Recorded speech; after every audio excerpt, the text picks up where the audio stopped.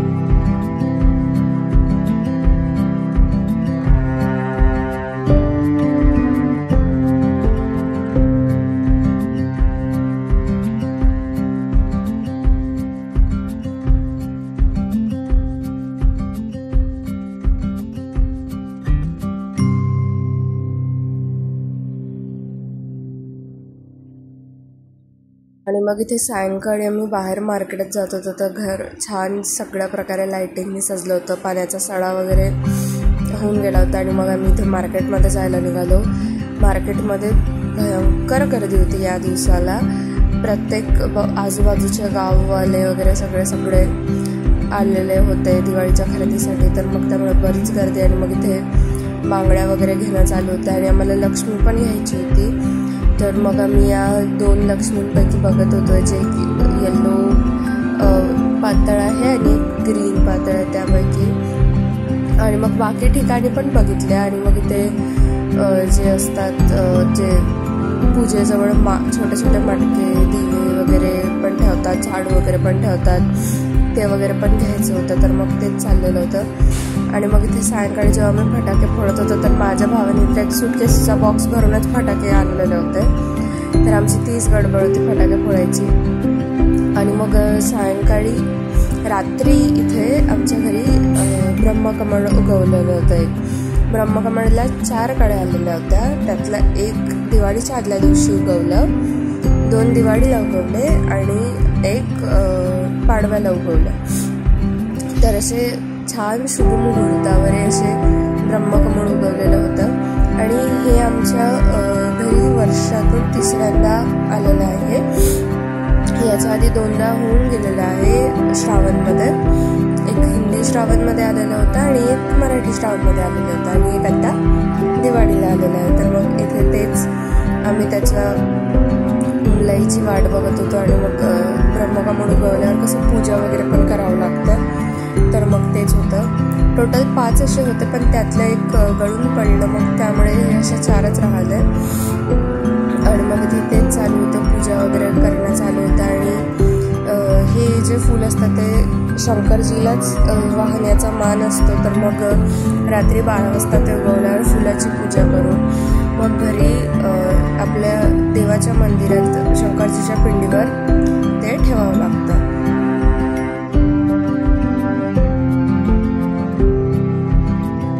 अशा प्रकारे आमची पूजाची मांडणी वगैरे केली होती. जेव्हा पहिल्यांदा घरी ब्रह्मकमळ आलेलं होतं तेव्हा आम्ही विड्याचा गणपती, मंदिरातले काही देव वगैरे पण तिथे ठेवलेले होते.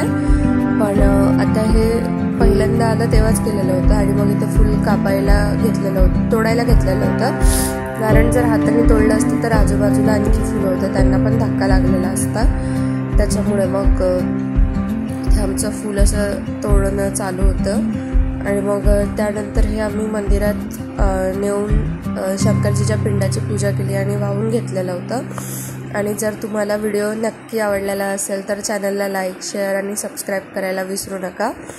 इथे आमच्या पूजा वगैरे झाली होती आणि थँक्यू फॉर वॉचिंग.